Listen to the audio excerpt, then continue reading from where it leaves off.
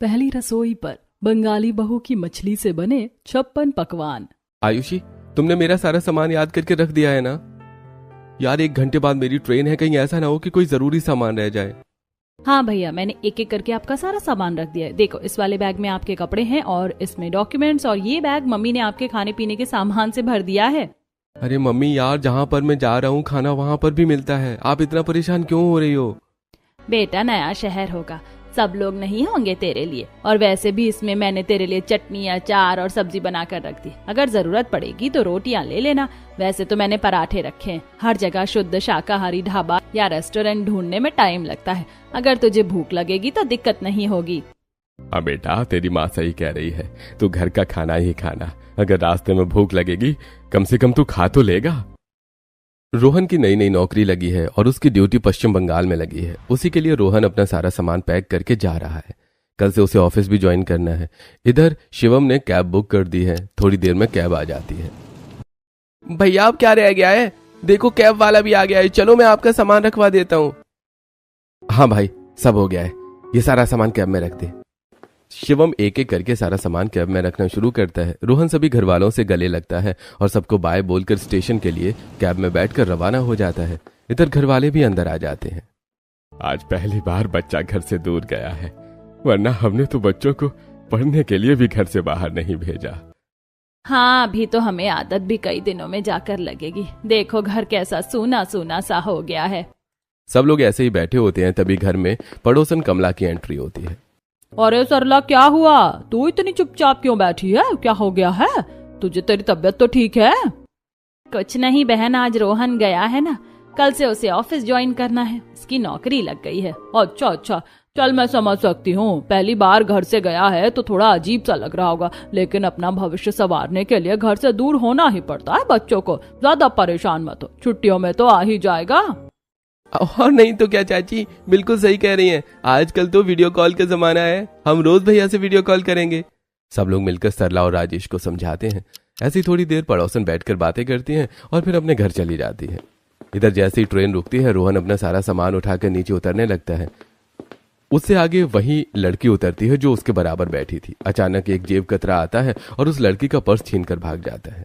चोर चोर चोर, पकड़ो, कोई मेरा पर्स ले गया, मेरे सारे पैसे इसी में है, कोई तो पकड़ो, हेल्प मी। साक्षी जोर जोर से चिल्लाने के साथ साथ रोने भी लगती है। रोहन की आंखों के सामने ये सब हुआ था तो भला वो कैसे पीछे रह सकता था। रोहन लगभग 1 किलोमीटर दूर भागकर उस जेब कतरे से साक्षी का पर्स वापस लेकर आता है। Thank you so much. आप नहीं जानते आपने मेरी कितनी बड़ी मदद की है। मेरी पर्स में पैसों के अलावा डॉक्यूमेंट्स भी थे। Thanks a lot. अरे थैंक यू की कोई बात नहीं है। आजकल पता नहीं लोगों को क्या हो गया है, अकेली लड़की देखते ही हमला बोल देते हैं। हाँ वही तो, कम से कम हमारी जनरेशन के लोगों को तो ये समझना चाहिए। खैर ये सब छोड़ो, मेरी कैब आ गई है। वैसे आपको कहाँ जाना है? सेक्टर नंबर 12 में सनराइज करके एक कंपनी है, मुझे वहीं जाना है। दरअसल इस शहर में मेरी नई नई ज्वाइनिंग हुई है और मैं यहाँ नया हूँ। अरे वाह, कांग्रेचुलेशंस। मैं इस शहर में नई नहीं हूँ, लेकिन उस कंपनी में मेरी भी नई नौकरी लगी है और आज से ही ज्वाइनिंग है। देखो आज हम पहले दिन ही लेट होने वाले हैं। हाँ, उस लफंग की वजह से। इत्तेफाक से रोहन और साक्षी मिलते हैं, लेकिन किसको पता था कि इन दोनों की नौकरी एक ही कंपनी में लगी है। दोनों एक ही कैब में बैठकर कंपनी तक जाते हैं। सुबह का समय होता है। रोहन और साक्षी अपना सारा लगेज कंपनी के गेस्ट रूम में रखवा देते हैं और लेट न हो इसलिए तुरंत जाकर ज्वाइनिंग करते हैं। सुबह 9 बजे से 12 बजे तक की शिफ्ट में दोनों काम करते हैं। जैसे ब्रेक होता है दोनों कैफेटेरिया में मिलते हैं। अरे वाह, आप भी अभी आई हो? हाँ यार, पहला दिन था, काम का कुछ ज्यादा ही समझ नहीं आ रहा था। बस मैं तो सोच रही थी जैसे तैसे करके ब्रेक हो जाए। हाँ, मैं भी। चलो कुछ खाते हैं। खिलाना तो मुझे आपको चाहिए। चलिए, आज की दावत मेरी तरफ से। आखिर आपकी वजह से मेरा इतना बड़ा नुकसान होने से बच गया। साक्षी अपने और रोहन के लिए खाना ऑर्डर कर देती है। रोहन अपनी पसंद का खाना मंगाता है और साक्षी अपनी पसंद का। दोनों बैठकर खाना खाते हैं। उधर सुजाता के घर में 3-4 दिन पहले तीसरी मंजिल पर नए किराएदार शिफ्ट हुए थे, जिनके घर से आज मछली की स्मेल आ रही थी। अरे भगवान, सत्यानाश, क्या बदबू फैला रखी है पूरे मोहल्ले में। इस सुजाता को तो ये भी अकल नहीं है कि कैसे किराएदारों को घर में एंट्री देनी है और किसे मना करना है। जरा देखो तो कैसे पूरे मोहल्ले में बदबू फैल गई है। ऐसे ही बड़बड़ाते हुए सरला अपने घर से बाहर निकलती है। बाहर कमला और सुजाता बैठी हुई होती हैं। क्या हुआ बहन, तुम क्यों नाक से कोड़ते हुए आ रही हो? सुजाता, तुम्हें अपने किराएदारों को समझाना पड़ेगा। अगर इस मोहल्ले में रहना है तो ये मांस मच्छी खाना बंद कर दें। यहाँ हमारे जैसे शुद्ध शाकाहारी और भगत लोग रहते हैं, हमारे यहाँ ये सब नहीं चलेगा। ठीक है बहन, मैं आज ही जाकर अपने किराएदारों से कह दूंगी। हाँ कह देना, मुझसे तो यहाँ 1 मिनट भी खड़ा नहीं हुआ जाएगा। ये कहकर सरला वापस अपने घर में चली जाती है और मंदिर से गंगा जल उठाकर घर के बाहर वाली दीवारों पर छिड़कने लगती है। इधर दूसरी तरफ रोहन और साक्षी का ऑफिस डे पूरा हो जाता है। सामान तो उठा लिया है, लेकिन आपको जाना कहाँ है? मतलब रूम वगैरह कॉन्फर्म हो गया है क्या आपका? नहीं, इस शहर में बिल्कुल अनजान हूँ। कब से ट्राई कर रहा हूँ गूगल से कि कोई घर मिल जाए रेंट पर, लेकिन कुछ समझ ही नहीं आ रहा है। डोंट वरी, मैं हूँ ना, मैं इस शहर के बारे में सब कुछ जानती हूँ। आप बस मेरे साथ चलो। साक्षी घर वालों से बहुत दूर पश्चिम बंगाल के दार्जिलिंग में पिछले 4-5 सालों से रह रही है। पहले उसने यहाँ अपनी पढ़ाई पूरी की और अब यहीं उसकी नौकरी लग गई है। वो अपनी दोस्त नीतू के साथ रहती है। थोड़ी देर में ये दोनों साक्षी के रूम पर पहुंच जाते हैं। ये देखो, ये है मेरा room and meet my best friend, she is Neetu. Hello, ये है रोहन। हम दोनों ने आज ही कंपनी में ज्वाइनिंग की है। ये शहर में नए हैं, इनको रूम चाहिए तो सोचा मैं इनकी हेल्प कर दूं। Why not? Nice to meet you, Rohan. By the way, हमारे साइड में जो कमरा है वो बिल्कुल खाली पड़ा है, तो आप वहां रह सकते हैं। पर किराया क्या होगा और मकान मालिक कौन है? वो सब हम पर छोड़ दो, तुमसे ज्यादा किराया नहीं लेंगे। तुम जाकर सामान रखो और फ्रेश हो जाओ। नीतू की बात सुनकर साक्षी और रोहन हंसने लगते हैं। साक्षी और नीतू रोहन का सामान कमरे में रखने में मदद करती है और बाद में अपने कमरे में आ जाती है। ऐसे कुछ दिन बीतते हैं। कुछ ही दिनों में दोनों में इतनी गहरी दोस्ती हो जाती है और ये दोस्ती कब प्यार में बदल जाती है न पता भी नहीं चलता। ऐसे दिन बीत रहे होते हैं। दूसरी तरफ राजेश शिवम से कहता है, शिवम ये क्या, तुम पूरा दिन वेब सीरीज देखते रहते हो। अरे तुम्हें कोई पढ़ाई लिखाई का काम नहीं रहा अब? अरे पापा यार, आप भी हद करते हो। मेरी ग्रेजुएशन फाइनल हो गई है। कंपनी शायद मुझे प्लेसमेंट देगी और फिर मेरी एंट्रेंस की तैयारी भी चलेगी। अभी मैं बिल्कुल फ्री हूँ। शिवम की बात सुनकर अपने कमरे से आयुषी वहां आ जाती है। फ्री होने का मतलब क्या? आप अपनी स्किल्स बढ़ा सकते हो ना। जरा सोचो, इंटरव्यू में जिन बच्चों ने पहले से कंप्यूटर कोर्स, डेटा एनोटेशन और ये सब कर लिया होगा, उन्हीं को प्रेफरेंस दी जाएगी। और आप जैसे पूरा दिन टीवी देखने वाले लोग लो सैलरी में हायर किए जाएंगे। एक तो राजेश पहले से ही शिवम पर गुस्सा कर रहा था, ऊपर से आयुषी आकर इतनी बड़ी बात कह देती है।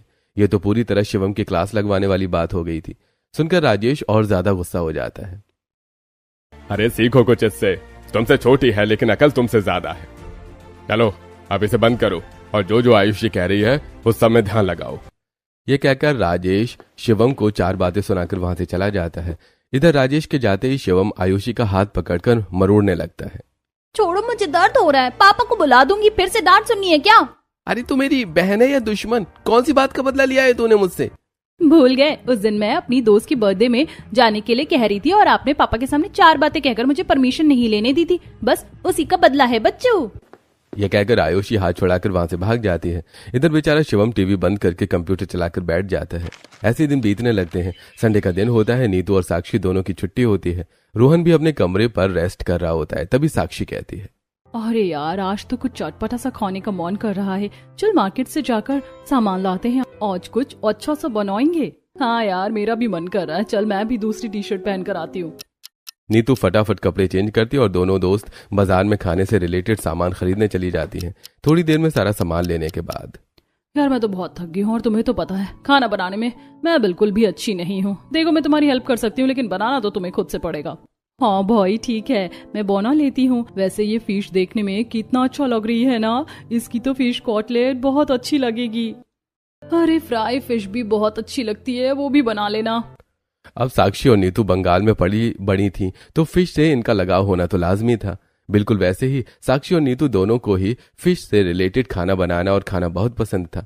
इधर नीतू मसाले तैयार करती और साक्षी एक एक करके मछली से फिश फ्राई, फिश कबाब, फिश करी, फिश कटलेट और फिश पकौड़ा जैसी सारी डिशेस बनाती है। अरे वाह, खुशबू तो बहुत अच्छी आ रही है भाई। जल्दी से शुरू कर दे, मुझसे तो अब रहा नहीं जा रहा। जैसे नीतू खाना शुरू करती है, साक्षी तुरंत उसका हाथ पकड़ लेती है। अरे रुक जा, भुलक्कड़ कहीं की। मैं सोच रही थी कि हम रोहन को भी इनवाइट कर लेते हैं। वैसे भी इतना सारा बन गया है, हम दोनों से तो 2 टाइम भी नहीं खाया जाएगा। हाँ ये तो तू सही कह रही है। रुक मैं अभी उसे बुला कर लाती हूँ। नीतू रोहन को बुलाकर लाती है और अब ये तीनों बैठकर एक साथ खाना खाने लगते हैं। दरअसल रोहन को भी यहाँ नौकरी करते हुए 1-2 साल हो गए हैं और अब वो मछली खाने में कोई आनाकानी नहीं करता है और आराम से सब खा लेता है। इधर जैसे ही सब लोग मिलकर खाना खा रहे होते हैं तभी रोहन के फोन पर घर से वीडियो कॉल आती है। रोहन वीडियो कॉल रिसीव करता है और नीतू और साक्षी को चुप रहने के लिए कहता है, बेटा कैसा है तू और घर कब आएगा? कितने दिन हो गए तुझे घर आए बिना। मम्मी मैं ठीक हूँ। हाँ मैं सोच रहा हूँ आने की, शायद अगले महीने आऊँ। रोहन अपनी माँ से बात करते हुए खाना खाने लगता है। इधर सरला जैसे रोहन को अजीब सी चीज खाते हुए देखती है वो तुरंत पूछती है, अरे ये क्या खा रहा है तू? देखने में तो बिल्कुल भी शाकाहारी नहीं लग रहा।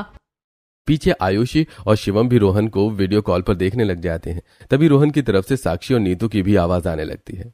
भैया आपके पास लड़कियों की आवाज कहाँ से आ रही है? भैया कहीं आपको किसी के साथ टक्कर तो नहीं चल रहा है ना? शिवम तो मजाक कर रहा था लेकिन रोहन उसकी बात सुनकर घबरा जाता है। वो घबराते हुए कहता है, अरे कौन सी लड़की? यार कोई भी तो नहीं है, मैं तो अकेला हूँ, यहाँ कोई नहीं है और चक्कर भला क्यों चलेगा?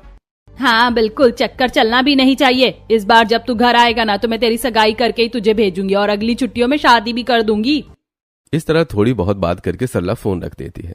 फोन रखने के बाद रोहन चैन की सांस लेता है, लेकिन तभी साक्षी कहती है, रोहन तुम अपने घर वालों को मेरे बारे में बता क्यों नहीं देते? क्या तुम्हारा मुझसे शादी करने का कोई इरादा नहीं है? अरे कैसी बात कर रही हो तुम? मैं तुम्हारे अलावा किसी से शादी नहीं करूंगा, बस सही वक्त का इंतजार कर रहा हूँ। ऐसी बातें करते हुए लोग खाना फिनिश करते हैं। ऐसे दिन बीतने लगते हैं। आखिरकार रोहन की छुट्टी अप्रूव हो जाती है और वो घर जाकर सभी घर वालों को सरप्राइज देता है। रात का समय होता है। जैसे ही राजेश दरवाजा खोलता है, अरे रोहन बेटा, अरे तूने आने से पहले बताया भी नहीं, तूने तो हम सबको सरप्राइज दे दिया। राजेश दरवाजे पर ही रोहन से बात करने लगता है। तभी पीछे से सरला की आवाज आती है, अरे कौन है? क्या सारी बातें दरवाजे पर ही करोगे? सरला भी अपने कमरे से चलकर दरवाजे पर आ जाती है और रोहन को देखकर बहुत खुश होती है। रोहन बेटा, मेरा तो मन कह रहा था कि तू आने वाला है। इन सब की बातें सुनकर आयुषी और शिवम की भी आंखें खुल जाती हैं और वो भी हॉल में आ जाते हैं। सब लोग ऐसे ही मिलकर बातें करते हैं और फिर सो जाते हैं। अगली सुबह होती है। सरला बहुत सारी लड़कियों की फोटो लेकर बैठी होती है और साथ में पंडित जी भी बैठे होते हैं। तभी अपने कमरे से नहाकर रोहन वहां आता है। अरे आओ रोहन बेटा, देखो मैंने तुम्हारे लिए लड़कियां देखी है। मुझे तो ये वाली पसंद आई है, माथे पर तिलक, गले में तुलसी की माला, बड़ी संस्कारी लग रही है देखने में। ये सब देखकर रोहन हैरान हो जाता है और बड़ी शांत आवाज में कहता है, मम्मी अभी रहने देते हैं ना, हम थोड़ा सोचकर पंडित जी को बता देंगे। ठीक है बेटा, तो पंडित जी आप इस लड़की का रिश्ता कहीं और मत लगवाना, मैं आपको 1-2 दिन में फाइनल जवाब दे दूंगी। ऐसा कहकर सरला पंडित जी को घर से विदा कर देती है। तभी रोहन बिल्कुल चुप हो जाता है। क्या बात है बेटा, तू इतना चुप क्यों है और तूने अचानक सारे रिश्तों से मना क्यों कर दिया? तभी साथ में बैठे आयुषी और शिवम कहते हैं, भैया अगर आपको कोई लड़की पसंद है तो आप मम्मी को बता दो। आयुषी की बात सुनकर इससे पहले सरला कुछ कह पाती रोहन खुद ही बोल पड़ता है, हाँ मम्मी, दरअसल एक लड़की है जिसे मैं पसंद करता हूँ। वो पहले दिन से ही ऑफिस में मेरे साथ काम कर रही है और हम दोनों आसपास के रूम में ही रहते हैं। मैं उसी से शादी करना चाहता हूँ। वो लड़की, लेकिन माँ वो लड़की बंगाली है। रोहन की बात सुनकर सरला भड़क जाती है। हे भगवान, अब यही दिन देखना बाकी रह गया था कि मेरे बच्चे अपनी पसंद से शादी करेंगे। मेरा क्या कोई हक नहीं है तुम्हारे लिए लड़की ढूंढने का? मम्मी ऐसी बात नहीं है, मैं भी तो आपको बता रहा हूँ। आप एक बार मिल तो लो, साक्षी बहुत अच्छी है, आपको जरूर पसंद आएगी। पसंद आएगी तो बाद की बात है, लेकिन मैं बंगाली लड़की को अपने घर की बहू नहीं बनाऊंगी। बंगाली लोग तो मांस, मछली, अंडा सब कुछ खाते हैं, कुछ भी नहीं छोड़ते। मेरा घर तो उसके आने से अपवित्र हो जाएगा, मैं ये कभी मंजूर नहीं करूंगी। तभी बाहर से गए हुए राजेश भी घर में आते हैं और सरला की सारी बातें सुनकर वो सब समझ जाते हैं। हाँ बेटा, तुम्हारी माँ बिल्कुल सही कह रही है। देखो हमने तुम्हें आज तक किसी काम में कोई रोक टोक नहीं की, लेकिन यहाँ पर हम तुम्हारी नहीं चलने देंगे। हाँ बिल्कुल, बंगाली लड़की मेरे घर की बहू नहीं बनेगी तो नहीं बनेगी, और ये मेरा आखिरी फैसला है। ये कहकर सरला अपने कमरे में चली जाती है। राजेश भी उसके पीछे पीछे चला जाता है। इधर रोहन बिल्कुल उदास हो जाता है। रोहन को उदास देखकर शिवम और आयुषी दोनों उसके दाएं बाएं बैठ जाते हैं। भैया आप टेंशन मत लो, हम कैसे भी करके मम्मी को मना लेंगे। हाँ भैया, आप प्लीज ऐसे उदास मत हो। साक्षी बहुत अच्छी लड़की है, वो तुम सबका बहुत ख्याल रखेगी और वो मुझसे बहुत प्यार करती है।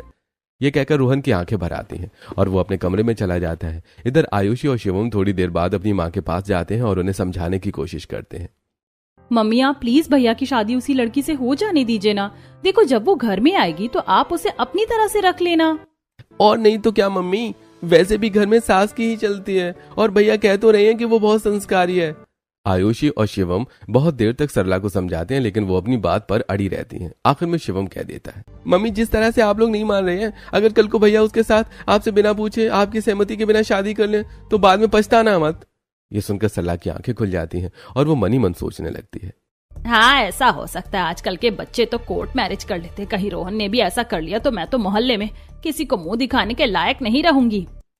आयुषी और शिवम सरला को समझाने के बाद अपने कमरे में चले जाते हैं। इधर सरला राजेश से बात करती है और अगली सुबह होती है। दोनों अपना फैसला रोहन को बताते हैं।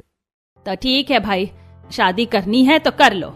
कोई अच्छा सा होटल बुक कराना, मेहमानों को कोई दिक्कत नहीं होनी चाहिए। अपने माँ बाप की बात सुनकर रोहन खुशी से फूला नहीं समाता है और दोनों को गले लगा लेता है। मुझे पता था आप लोग मान जाएंगे, आखिर हमारी खुशी से बढ़कर आपके लिए कुछ नहीं है, आपने ये सिद्ध कर दिया। रोहन साक्षी को फोन करके सब बता देता है। साक्षी अपने घर वालों से बात करती है। इधर दोनों के घर वाले आपस में बात करते हैं और अगले ही हफ्ते शादी की डेट फिक्स कर देते हैं। शादी की तैयारियों में पूरा हफ्ता पंख लगाकर उड़ जाता है और आखिरकार रोहन और साक्षी की शादी हो जाती है। आज साक्षी की पहली रसोई होती है। अचानक घर पर पड़ोसन कमला आती है। अरे सरला बहन, आज तो हमारे मोहल्ले के राधा कृष्ण मंदिर में कथा भी और कीर्तन भी, तुम नहीं चल रही क्या? अरे ऐसे कौन से कीर्तन और कथा हुए हैं जो मैं ना जाऊं? मैं जरूर जाऊंगी, पर तुम्हारी बहू की पहली रसोई है और अभी शादी के बाद की और भी रस्में होंगी।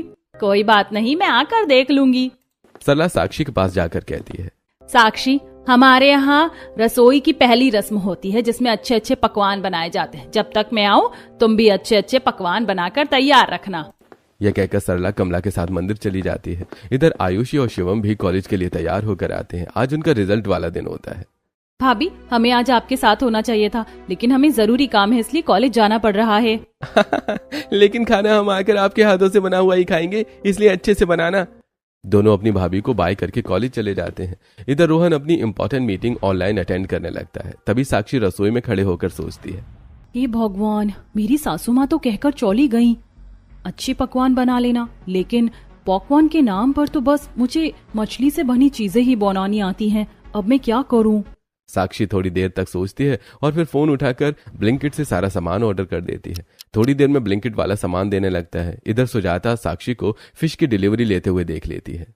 देख रही हो पिंकी, जो सरला कल तक किराएदारों के मांस मछली बनाने पर एतराज कर रही थी, उसकी बहू आज उसी के घर में मछली बना रही है, उसी की रसोई में, उसी के बर्तनों में।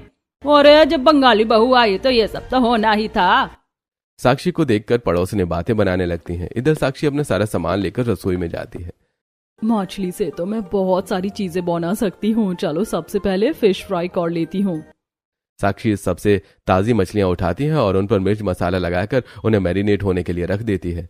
जब तक ये मैरिनेट हो रही है, दूसरी तरफ मैं फिश पकौड़े का घोल तैयार कर लेती हूँ। साक्षी फिश पकौड़े के लिए घोल बनाती है। दूसरी तरफ उसने गैस पर कढ़ाई चढ़ा दी होती है। ये बर्तन तो बिल्कुल भी फिश डिश बनाने के लायक नहीं है। साक्षी को फिश डिश बनाने में काफी परेशानी हो रही थी, लेकिन वो जैसे तैसे करके तवे पर फिश फ्राई करती है और कढ़ाई में तेल गरम करती है फिश पकौड़े के लिए। घोल तैयार हो गया है, अब इसमें मछली को काट कर डाल देती हूँ। जैसे ही साक्षी चाकू से मछली काटने लगती है तो वो कटती ही नहीं है। ये भगवान, ये कितना खराब चाकू है, इससे मछली तो क्या कुछ भी नहीं काटेगा। पता नहीं ये लोग इस चाकू से कैसे खाना बनाते हैं। साक्षी को वो चाकू बहुत छोटा और कम धार वाला लगता है। अब उसे क्या पता कि उसका ससुराल शुद्ध शाकाहारी है। उस चाकू का इस्तेमाल वो केवल हरे पत्तेदार सब्जियां काटने के लिए ही करते हैं। जैसे तैसे करके परेशान होकर साक्षी मछलियों को काटती है और उन्हें घोल में मिलाकर फिश पकौड़े तैयार करती है। ऐसे Sakshi fish curry, fish biryani, fish cutlet जैसी सारी डिशेस बनाकर तैयार कर लेती है। देखते देखते वो फिश से 56 पकवान तैयार कर देती है। ये भगवान, बन तो गया, मुझे तो बड़ा डर लग रहा था। साक्षी अपने कमरे में जाकर रोहन को बुलाती है। यार बस मुझे 5 मिनट दो, मीटिंग खत्म होने वाली है, उसके बाद मैं नहा कर आता हूँ। ठीक है, तो अब तक मैं डाइनिंग टेबल पर सारा खाना लगा देती हूँ। साक्षी रसोई में जाकर एक एक खाना उठाती है और अच्छे से सजाकर डाइनिंग टेबल पर रखने लगती है। इधर राजेश किसी काम से बाहर गया था, उसका काम भी खत्म हो जाता है। ए भगवान, आज तो बहुत टाइम लग गया। अरे बहुत भूख लगी है, चलो जाकर देखते हैं। बहू तो आज पहली रसोई में कुछ उसने अच्छा ही बनाया होगा। राजेश अपने घर की तरफ निकलता है। इधर कमला और सरला भी कीर्तन से घर आने लगती हैं। बहन, आज की कथा और कीर्तन में तो बड़ा ही आनंद आया। अरे मन को बड़ी शांति मिलती है मंदिर में बैठकर, फिर चाहे भजन हो, कीर्तन हो या कथा। दोनों प्रसाद लेकर अपने घर आती हैं। उधर आयुषी और शिवम भी कॉलेज से आ जाते हैं। जैसे ही शिवम की नजर डाइनिंग टेबल पर पड़ती है, क्या बात है भाभी, आपने तो हमारे आने से पहले 56 पकवान बनाकर तैयार कर दिए। हाँ भाई चलो, आप जल्दी से हाथ धो और खाना खा लो। दोनों फ्रेश होने के लिए कमरे में चले जाते हैं। इधर जैसे ही सरला और राजेश घर में कदम रखते हैं, डाइनिंग टेबल देखकर सरला थोड़ी सी खुश होती है। लेकिन तभी रसोई से साक्षी बाहर आती है। उसके हाथ में एक प्लेट होती है जिसमें फ्राइड फिश रखी होती है। ये देखकर सरला का गुस्सा 7वें आसमान पर पहुंच जाता है। हे भगवान, सत्यानाश हो गया, मेरा घर अशुद्ध हो गया। ये क्या कर दिया तूने? मेरी रसोई अपवित्र हो गई। मैं तो कहीं की नहीं रही। इस बंगालन ने पूरा धर्म भ्रष्ट कर दिया मेरा। मैंने पहले ही मना किया था, बंगाली बहू नहीं लाऊंगी। भगवान मुझे कभी माफ नहीं करेंगे। सरला एक सांस में 1000 बातें कह देती है। इधर रोहन, आयुषी, शिवम और यहाँ तक कि साक्षी भी डर जाते हैं। रोहन अपने कमरे से भागता हुआ आता है। साक्षी क्या हुआ? मम्मी को क्या हो गया? पता नहीं मम्मी मुझे इतना क्यों सुना रही है। मैंने तो देखो पकवान बनाए हैं और इन्हीं सबको डाइनिंग टेबल पर रख रही हूँ। जैसे राजेश, आयुषी और शिवम की नजर फ्राइड फिश पर पड़ती है, वो तीनों ही नाक पर रुमाल रख लेते हैं। तब जाकर रोहन को पूरी बात समझ आती है। वो माथे पर हाथ मार लेता है। ओह शिट यार, इसमें साक्षी की कोई गलती नहीं है। गलती मेरी है। मैंने इसे बताया नहीं कि मेरे घर वाले पूरे वेजिटेरियन हैं। हे भगवान, ये मुझसे क्या हो गया। सरला अपने कमरे में चली जाती है। आयुषी, राजेश और शिवम भी उसके पास चले जाते हैं। इधर रोहन मुंह छुपाते हुए उसके पास आता है। मम्मी मुझे माफ कर दो, साक्षी को नहीं पता था। रोहन की बात सुनकर सरला गुस्से से कहती है, अरे उसे नहीं पता था लेकिन तुझे तो पता था। तूने तो मेरा धर्म भ्रष्ट कर दिया। हाँ भैया, आपको ध्यान रखना चाहिए था। हाँ, इसमें पूरी की पूरी गलती आपकी है। मम्मी तो पड़ोसियों तक को बातें बताती हैं और खुद इनके घर में ये मांस मछली, छी, हमने कभी नहीं सोचा था। पूरा परिवार रोहन पर बहुत गुस्सा होता है। इधर साक्षी भी दूर खड़े हुए ये सारी बातें सुन लेती है और उसे भी सब समझ आ जाता है। ये भगवान, ये मुझसे क्या पाप हो गया। अगर मुझे पहले पता होता तो मैं ये सब बिल्कुल ना करती। रोहन साक्षी के पास आता है और उसके साथ मिलकर वो सारा खाना घर से दूर बाहर एक नाले में फेंकवा देता है। खाना फेंकने से कुछ नहीं होगा। मेरे बर्तन भी अपवित्र हो गए हैं। इन बर्तनों में बना हुआ तो मैं खाना भी नहीं खाऊंगी। बेचारी साक्षी अपनी सास की खुशी के लिए बर्तनों को बहुत बार साफ करती है। देखो मम्मी, गुस्सा मत करो। बर्तनों से सब कुछ चला गया है, जरा भी स्मेल नहीं आ रही है। दरअसल साक्षी खुद इस बात से बहुत दुखी होती है कि उसने इस घर में नॉनवेज बनाया जहां पर यह सब बिल्कुल मना है। आयुषी साक्षी की फीलिंग्स को समझती है। वो साक्षी के पास आती है और बर्तन अपने हाथ में लेकर सूंघते हुए कहती है, हाँ मम्मी, भाभी बिल्कुल सही कह रही हैं। ये पूरी तरह से साफ हो गया है।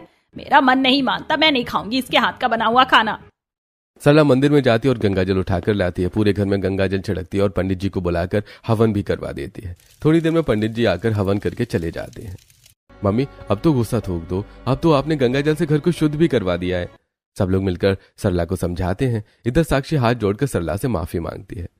मम्मी जी, अनजाने में मुझसे गलती हो गई। मैं कसम खाकर कहती हूँ आइंदा ऐसा कुछ नहीं होगा। आपको जो जो पसंद होगा मैं वही बनाऊंगी। सरला दिल से तो नहीं लेकिन दिखाने के लिए साक्षी को माफ कर देती है। सब लोग बहुत खुश होते हैं। लेकिन आज से घर में खाना आयुषी ही बनाएगी।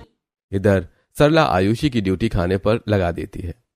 ऐसे ही दिन बीतने लगते हैं। एक दिन रोहन अपने कमरे में काम कर रहा होता है, तभी साक्षी परेशान सी होकर कमरे में आती है। अब तुम्हें क्या हुआ यार? मैं मानता हूँ मेरी गलती थी। मेरी वजह से पहले दिन ही मम्मी के सामने तुम्हारा इंप्रेशन बिगड़ गया। वो सब तो ठीक है, लेकिन अब मैं सब कुछ ठीक करना चाहती हूँ। मैं मम्मी जी का दिल जीतना चाहती हूँ।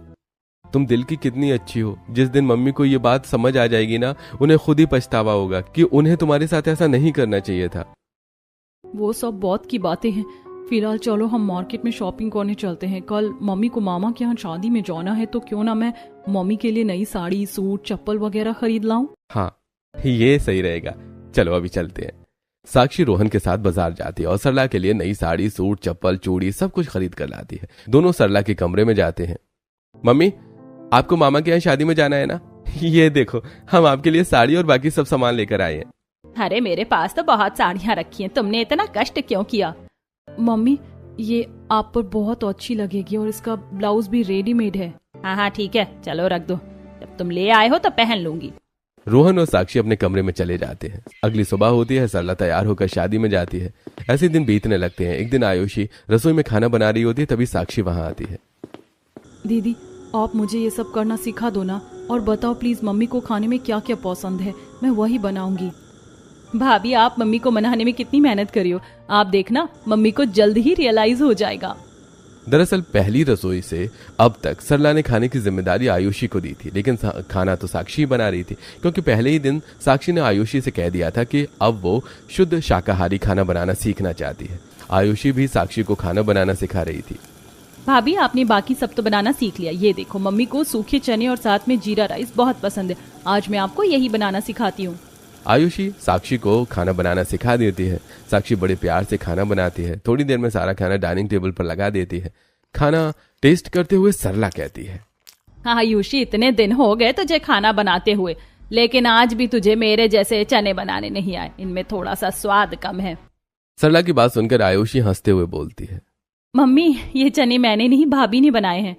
मम्मी जी मैंने आपकी पसंद का आपकी तरह खाना दीदी से सीखने की पूरी कोशिश की है, लेकिन पता नहीं कहाँ कमी रह गई है। यह कहकर साक्षी नीचे बैठ जाती है और हाथ जोड़कर सरला से माफी मांगती है। मम्मी प्लीज आप मुझे अपने जैसा खाना बनाना सिखा दो, मुझसे जो गलती हुई है मुझे माफ कर दो, क्या हम फिर से सब कुछ शुरू नहीं कर सकते? साक्षी की बात सुनकर सरला की आंखें भर आती हैं और वो साक्षी को अपने दोनों हाथों से ऊपर उठाती और गले लगा लेती है। बेटा मुझे पता है पहले दिन से ही तू मेरा दिल जीतने के लिए कितनी मेहनत कर रही है, और मैं कोई कठोर दिल तो नहीं हूँ, मेरा भी दिल पिघल गया। आज से मैं तुझे खुद अपने हाथों से खाना बनाना सिखाऊंगी। अरे ये आयुषी तो खुद खाना बनाने में कच्ची है, तुझे क्या परफेक्ट बनाएगी? सरला की बात सुनकर सब लोग हंसने लगते हैं। सरला साक्षी को अपने पास वाली कुर्सी पर बिठाकर खाना खिलाती है। सब लोग प्यार से बैठकर खाना खाते हैं। सबको एक साथ देखकर रोहन को भी बहुत खुशी होती है। भगवान जी, मैंने हमेशा से यही सोचा था कि मेरी वाइफ और मेरी मम्मी का बॉन्ड बहुत अच्छा हो। बहुत दिनों बाद ही सही सब कुछ ठीक हो गया। थैंक यू भगवान जी। थोड़ी देर में सब लोग खाना खाने के बाद अपने अपने कमरे में आराम करने के लिए चले जाते हैं। अगली सुबह होती है और आज सरला साक्षी को खाना बनाना सिखा रही होती है। देखो बेटा, मिक्स वेज बनाने के पहले सारी सब्जियों को अच्छे से काट कर धोकर एक तरफ रख, फिर एक कटोरे में हमें सारे बेसिक मसाले ऐड करने हैं, जैसे धनिया मिर्च। तभी बीच में साक्षी बोल पड़ती है, हल्दी, नमक और गरम मसाला, साथ में तेल में जीरा चटकाना है और स्वाद के अनुसार हींग भी डालनी है। अरे वाह, तुम तो बहुत कुछ जानती हो। चलो फिर तुम करो और मैं तुम्हें बताती हूँ। अब साक्षी के हाथ में कड़छी और बाकी सामान होता है। इधर सरला एक एक करके साक्षी को स्टेप बताती है। साक्षी उन्हें फॉलो करती है और दोनों सास बहू ऐसे ही हंसते मुस्कुराते खाना बनाने लगते हैं। तभी घर के एक एक सदस्य उठकर हॉल में आ जाते हैं। दोनों सास बहू को रसोई में काम करते हुए देखकर राजेश कहता है, अरे भगवान, रसोई में खड़ी खड़ी बहू को हंसाती रहेगी या कुछ खाने को भी मिलेगा। राजेश की बात सुनकर सब लोग हंसने लगते हैं। तभी आयुषी रसोई में जाकर देखती है, अरे पापा, इन दोनों सास बहू ने बातें करने के अलावा खाना भी बना दिया है। अरे चलो भाई, मुझे भी उम्मीद तो थी नहीं, क्योंकि बहुत देर से मुझे इनकी बातें करने की आवाज आ रही थी। हाँ सही कह रहा है, मैं भी तो बहन की आवाज सुनकर ही उठा हूँ। देखो आज नाश्ते में ही लंच तैयार है। सब लोग ऐसे ही हंसते मुस्कुराते हुए बातें करने लगते हैं। इतनी देर में साक्षी सबके लिए चाय बनाकर ले आती है। आज साक्षी ने चाय के साथ मटर भी बनाई थी, जो उसने आज ही सरला से बनानी सीखी थी। जैसे रोहन मटर की एक बाइट लेता है, अरे भाई ये तो बिल्कुल क्रंची बनी है, मम्मी आप मेरे लिए स्टोर कर देना। अरे अब स्टोर कराने की जरूरत नहीं है, अब तो तेरी पत्नी ने ये सब बनाना सीख लिया है, वो तुझे मेरी अनुपस्थिति में भी बनाकर खिला देगी। यह सुनकर रोहन बहुत खुश होता है। तभी घर वालों को भी उसकी बनाई हुई मटर बहुत पसंद आती है। ऐसे सब लोग बातचीत करते हुए नाश्ता करते हैं। थोड़ी देर में लंच का समय हो जाता है। लंच के लिए सब्जी तो सरला ने साक्षी से पहले ही बनवा ली थी। साक्षी बाद में रायता और सलाद काट कर रखती है और गरम गरम रोटियां उतार देती है। मम्मी सब लोग खाने बैठ जाओ, मैं आप सबको गरम गरम रोटियां खिलाऊंगी। नहीं बेटा, तू भी हमारे साथ ही खाएगी, भला तू अकेले खाते हुए अच्छी लगेगी क्या? ला मैं रोटी सेक रही हूँ, तू फटाफट बेल दे। साक्षी एक एक गोल रोटी बनाती है और उन्हें सरला को सेक कर देती है। थोड़ी देर में सारी रोटियां बन जाती हैं। सब लोग एक साथ बैठकर डाइनिंग टेबल पर खाना खाते हैं। आज साक्षी बहुत खुश है। आखिरकार उसने अपनी सास का दिल जीत ही लिया।